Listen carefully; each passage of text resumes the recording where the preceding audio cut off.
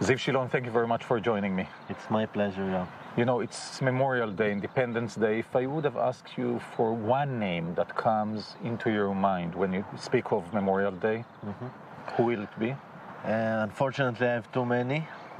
Since the time I was a soldier till the time that I was a commander in the IDF, but Yochai Kalangel for sure will be the one that was fighting with me for something like 5 years of commanding in the IDF in the Givati Brigade, and he's the one that I lost in Lebanon something like 5 years ago. And he will be the one that I will always remember as the Memorial Day for Ziv Shilon. You are a happy story because you survived, but as you tell of yourself, you're a broken person. Exactly, from inside and outside. Unfortunately, but at the same time I can say that I had the privilege to defend the state of Israel, and I would never change things that I did, and I'm proud that I had the ability to be a commander in the IDF for so long. And on the 23rd of October 2012, actually I was in the last day of my mission as a company commander in our brigade, in the Givati Brigade. It's one of our infantry brigades. And I was supposed to complete one final mission before just taking 2 weeks vacation with my girlfriend at that time, Adi. Today she's my wife actually. And in 6 a.m. I went down to open a gate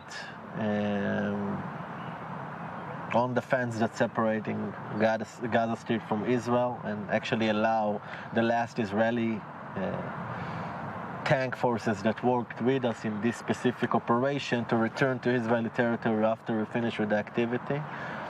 And when I opened that gate, there was an explosive device that was planted on that fence, and it exploded straight to my face. First thing I noticed that my left hand was missing, and I saw that there was blood everywhere, and I remember myself in that moment trying to conquer my shock and not letting it take over me. I remember that I had to make myself realize that I'm still on a mission and I had to do everything in my power to complete it. And then I tried to give an order to my right hand to reach my left hand and to grab it so I can stop the bleeding, and then nothing moved. And when I looked on my right hand, I realized exactly why, because I couldn't feel it, but it was also disconnected. And like you understand, both my arms didn't function, and from that moment I understood that maybe the hardest thing that could happen to me now is not even to die, is to be kidnapped by Hamas terrorists. I knew it would be the worst thing that could happen to me as a soldier, and of course to Israel as a state. And in that moment I managed to conquer my shock. I stood up from the ground using my knees and just evacuated myself to my vehicle, something like 250 yards of running from the border straight to my vehicle. I got a first aid from my medic over there, and from there I was evacuated to Soroka Hospital in critical condition. And from there I went through something like 17 surgeries, 1 long year of rehabilitation in Tel HaShomer Hospital. This transition of one day being a commanding officer in the IDF, commanding over 130 combat soldiers in many fronts, and a second after you needed it, your mother will feed you and your brothers will change your underwears. This is a transition that I actually cannot describe in words. So you wake up and you find yourself handicapped. Your words do not function. And we spoke many times in the past, and you said that those moments were the moments that you wanted to die. And there was one moment, Yoav, that I saw my mother on TV, and she said to a reporter a sentence that I will never forget. She told her, "I don't want to die without seeing Ziv getting better." My mother was fighting against cancer for something like 7 years before my injury.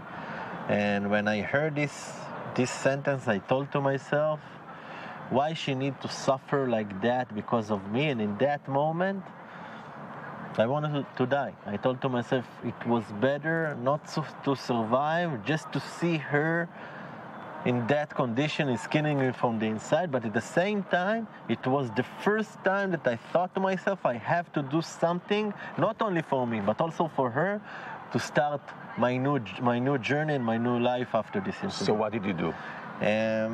Started to conquer small hills. If I would think in that moment that 7 years after the injury I will finish the Ironman competition in Arizona and will be one of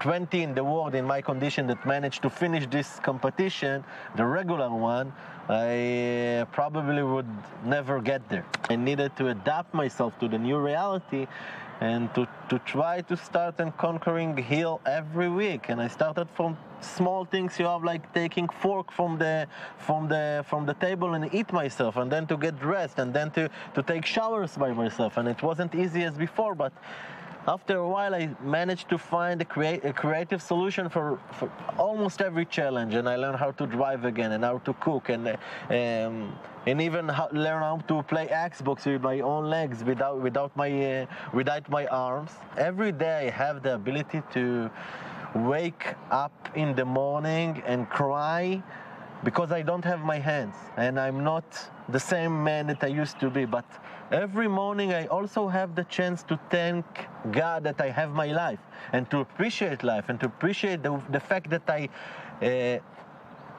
managed to stay alive and to start a family with the one I love. And when I'm thinking about the Memorial Day, I lost three of my close friends in operations in the Gaza border and in Lebanon as well.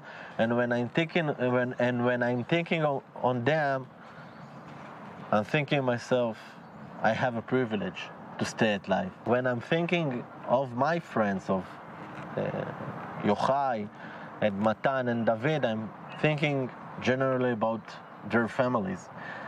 My family have the chance to see me every morning and to speak with me and to feel me and to smell me, and their families don't have the chance to do it anymore. So they granted me the ability to look and observe my life from another point of view. Was it worthy the price? You paid a heavy price, and people usually probably ask you. I think that if someone will come to me and ask me 10 times in different situations, Ziv, if you would know that in the ending line of your army service, you will be in a position that you lost both of your hands and lost 3 friends and part of your soul, would you still do it? I would say yes every single time, because the privilege that I had to do something, not only for myself, but also for my people, for the people of Israel, for 7 long years, and to see a mother that can take her children to school or to kindergarten safely because of myself, it worth everything.